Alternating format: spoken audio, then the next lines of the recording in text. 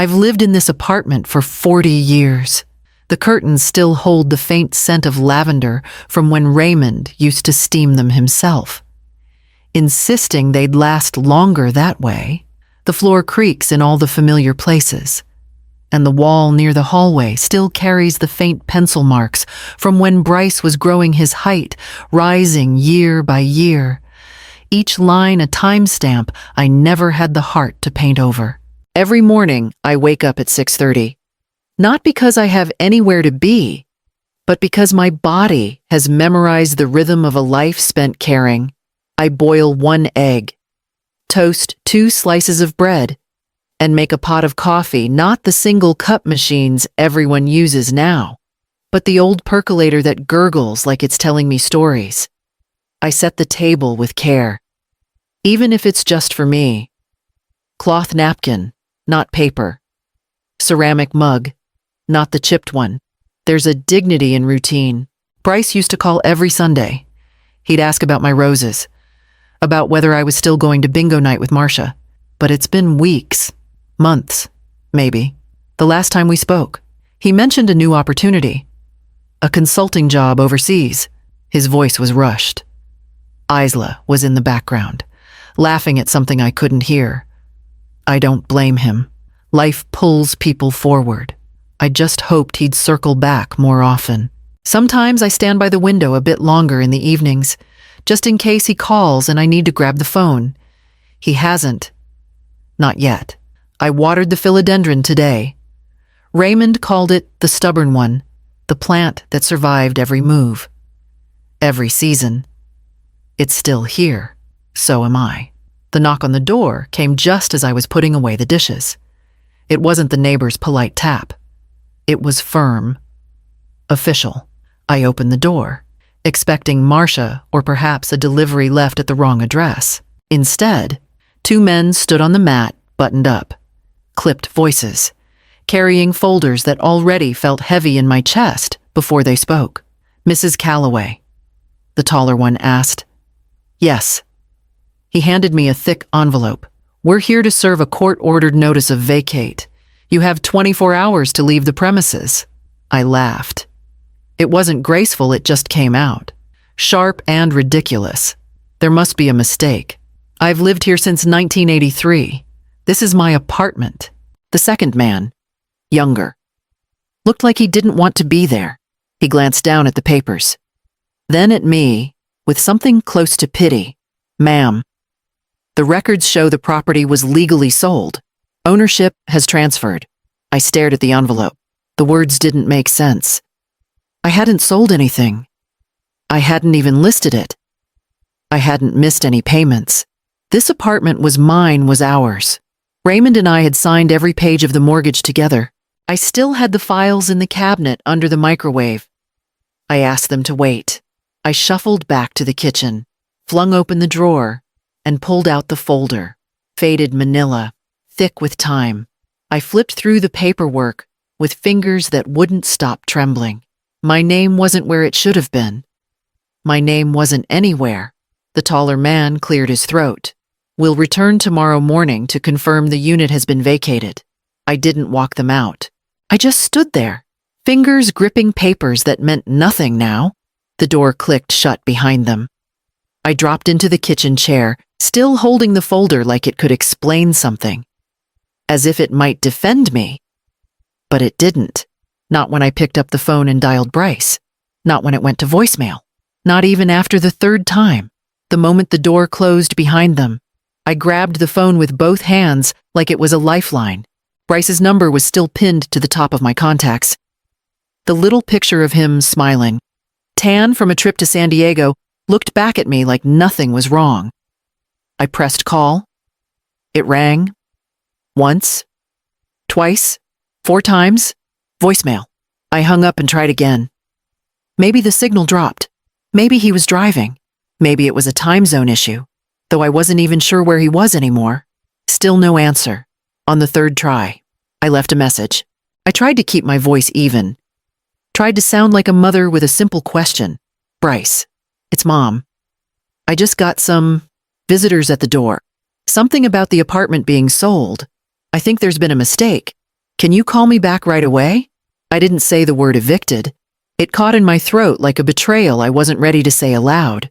I set the phone down, stared at it, then picked it up again. This time, I texted, "Emergency. Please call me now." The quiet in the apartment thickened. I walked to the bedroom, to the place where I kept the copy of Raymond's will in a leather envelope. My fingers fumbled with the zipper. I read through the pages, looking for a name mine, and there it was. Bryce Calloway, beneficiary of the property, with stipulation of lifetime occupancy granted to spouse, Lorraine Calloway. I had the right to be here. It was written in ink. And yet, 2 strangers stood in my kitchen and told me to be gone in 24 hours. I called again. Voicemail. The air felt thinner by the minute. My chest was tight, but my thoughts were sharper than they'd been in years. Something wasn't adding up. Bryce had to know. He had to. I lifted the phone once more and dialed. Just as the doorbell rang a second time, it was Marcia at the door holding a pie she'd clearly baked hours ago. Her apron still dusted with flour. But one look at my face and she pushed right past the threshold. Pie forgotten. Concern sharp in her voice. What happened? I didn't answer right away. I handed her the envelope. She scanned the notice, her lips tightening. Then her eyes widened as she flipped through the second page. Lorraine, this is a final sale record, dated 2 weeks ago. Buyer already wired the money. It's done. I felt myself lowering into the couch like the weight of the paperwork was sinking me straight through the floor. I shook my head, but I didn't sell anything. I never signed a thing. Marcia's voice softened. It lists Bryce as the seller. Lorraine, were you on the deed? I thought so. We bought this place together. Raymond and I, years ago. She paused. Do you know if the title was ever updated? After he passed, I didn't answer. I already knew. Somewhere between grief and trust. I had filed it all away. Raymond handled the legal details. And then, after he died, Bryce stepped in. He took over the paperwork. The taxes. Said it was all taken care of. I pulled out the old folder from the side table drawer. Pages of our past spilled out utility bills, warranties, birthday cards from decades ago. Finally, I found it. The original deed. 2 names, Raymond Calloway and Bryce Calloway. No mention of me. I must have signed something back then, some transfer of title, some trust paper. I'd let them guide the pen. Never asked questions. Marcia didn't say I told you so. She just sat beside me. Silent. Steady. Maybe he didn't mean to do it like this. I whispered. Almost to myself. Maybe there's a way to reverse it. Marcia placed the documents gently on the coffee table. It's legal. Lorraine, the sale went through. The buyer has the keys. It's done. I reached for my phone again, willing it to ring. Nothing. Outside. The sky was shifting colors, and my home, my whole life was slipping into someone else's hands. And still, he hadn't called me back. It was after midnight when the phone finally lit up. I'd been lying on the couch, fully dressed. The documents still scattered across the coffee table like pieces of a broken frame. The screen showed his name, Bryce. My hand shook as I answered, Bryce. A pause. Then his voice, calm, too calm. Hi, Mom. My throat tightened. I've been calling all day. Did you get my messages? Yeah, I saw them. Sorry. Things have been busy. I had court officials at my door this morning. They said the apartment's been sold. Another pause. Then right. I meant to talk to you about that. My breath caught. You sold it technically. Yes. It's already closed. Isla and I are leaving next week. Portugal. It all happened fast. He said it like he was reading me an itinerary, like he was updating a work calendar. You sold my home. It wasn't personal. Mom, it's just this opportunity came up. And the apartment was still in my name. I thought you'd be okay. You've talked about downsizing before. I talked about giving away old coats. Not my home. I didn't think you'd be so upset. He added, you'll get something else. Maybe even better. I can send you a list of rentals. It hit me then, not just what he had done, but how easily he said it, like I was a minor detail in a much larger plan, like I was a line item he'd moved around to make room for something shinier. I couldn't keep the tears back. I have 24 hours. You didn't even tell me. There was silence on his end. Then, with clipped practicality, he said, you'll be okay. Marcia can help. She's always been great in a crisis. I laughed, bitter, exhausted. This wasn't a crisis. Bryce, it was a choice. Mom, we're not doing this right now. I'll call again once we're settled. The line went quiet before I realized he'd ended the call. I sat there, holding the phone to my ear like he might come back. But he didn't. Just me, the walls, and the hum of something breaking deep inside. I wiped my face with the back of my hand, then stood, walked to the bedroom, and pulled open the drawer where I kept the will. It was time for him to remember exactly what his father wrote. By morning, I had reread the will twice and underlined the clause that had become my only defense.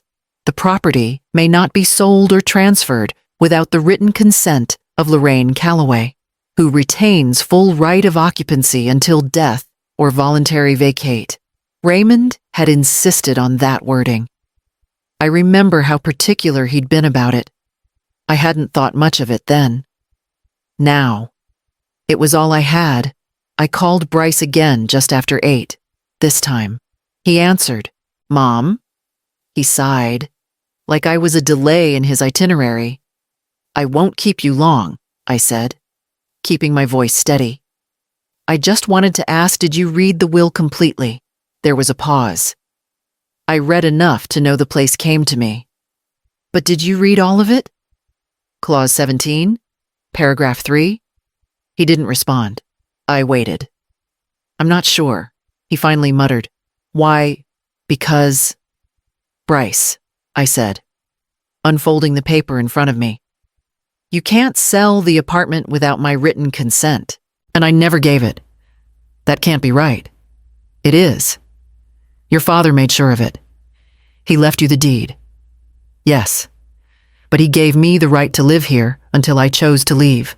He was silent again. You didn't check. Did you? I said. Not with anger, but something colder. Something closer to truth. I thought it was clean. The lawyer said the title was in my name, and lawyers don't read family intentions. Bryce, they read paperwork. His voice dropped. So what does that mean? It means the sale is invalid, and the buyer will find that out soon. I've already made some calls. You're serious. I'm 68 years old. You gave away my address without a conversation. Yes. Bryce. I'm serious. He exhaled sharply, like a man feeling the first edge of something slipping away. I have to go, he said. Isla's packing things. I'll call you when I can. Read the will. I said before the line went dead. This time, all of it. I folded the paper and slipped it back into the envelope, then set it gently on the kitchen table. It sat there, between the salt and the sugar bowl, like a quiet declaration of war. And somewhere across the ocean, my son was finally realizing he had made a very expensive mistake. 3 days passed before I heard anything. Then, out of the blue, I received a single-line email from Bryce. I need to talk. He didn't call, didn't explain, just vanished again. But I could picture it. I could see him pacing in some polished bank lobby in Lisbon, sweat gathering at his collar while the clerk typed into her screen and frowned.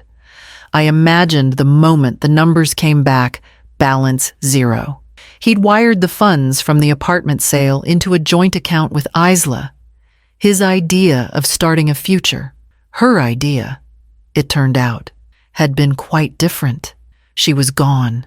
I imagined him calling her. No answer. Messaging her. No reply. I imagined the creeping panic when he checked their photo archive and saw it wiped. Their shared playlists deleted. His name removed from their travel bookings. Blocked on everything.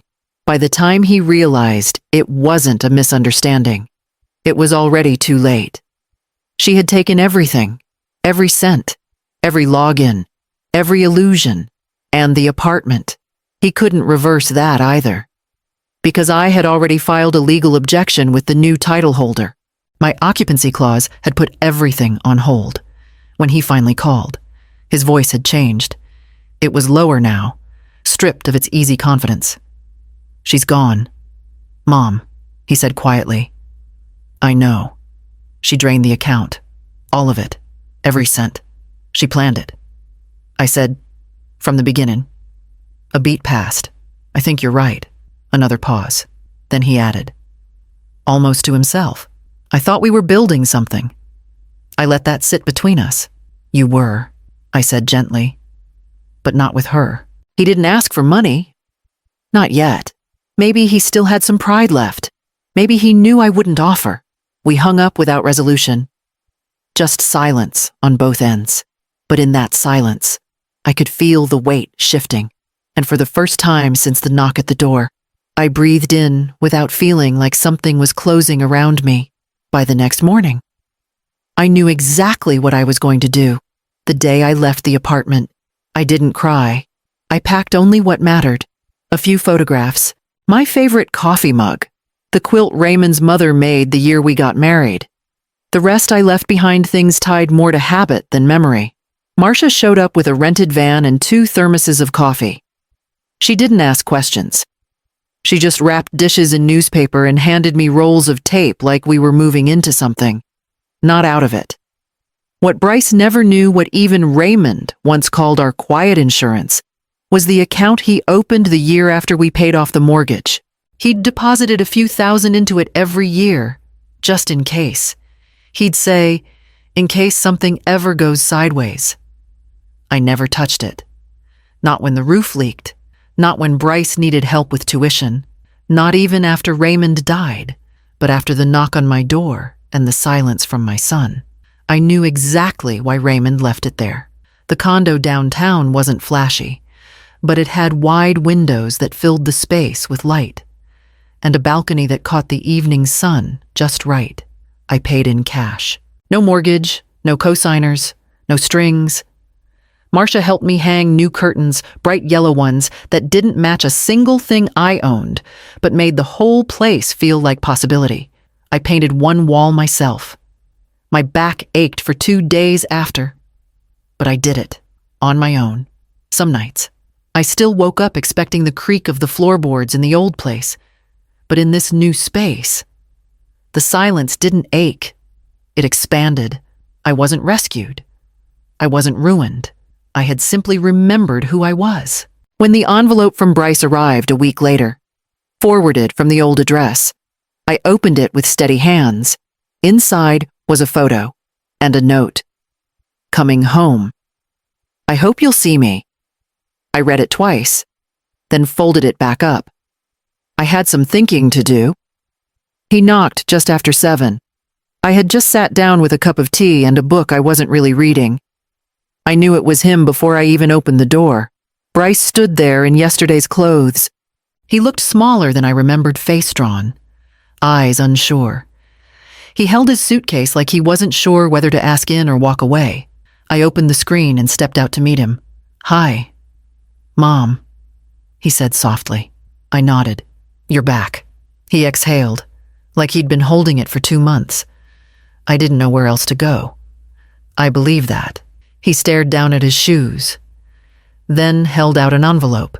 "This has everything. Bank records, police report.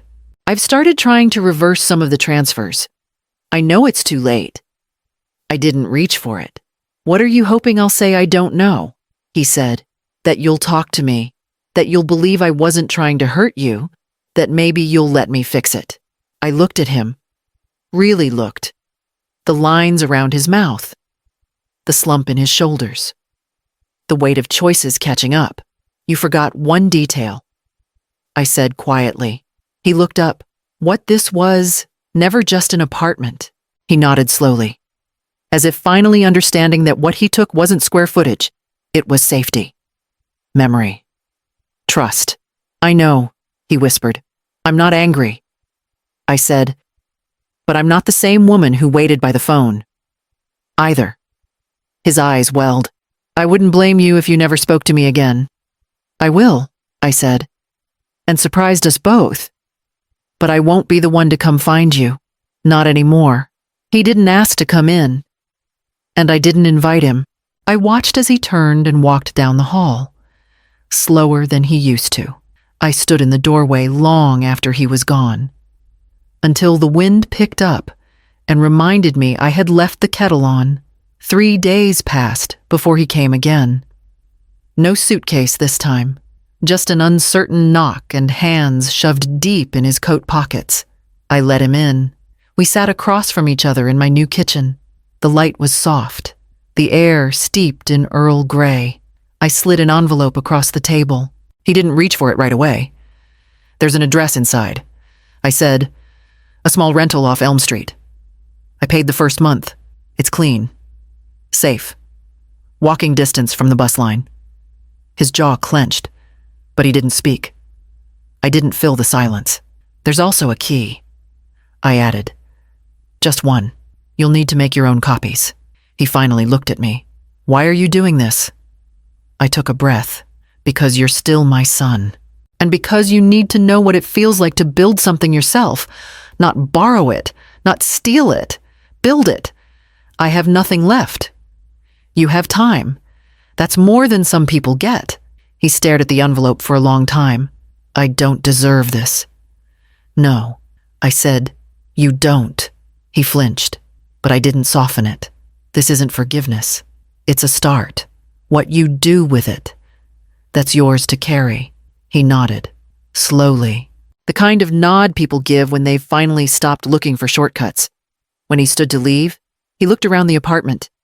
It's beautiful. It's mine. I said, every bit of it, at the door. He paused. Will I see you again? I met his eyes. That depends on who you become next. He nodded once more and left with the envelope tucked under his arm like something fragile.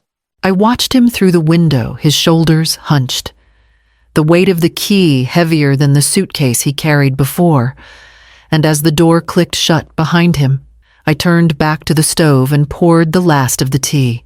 I sat down at the table I had bought myself. In a home I owned alone, the quiet didn't ache anymore. It made room.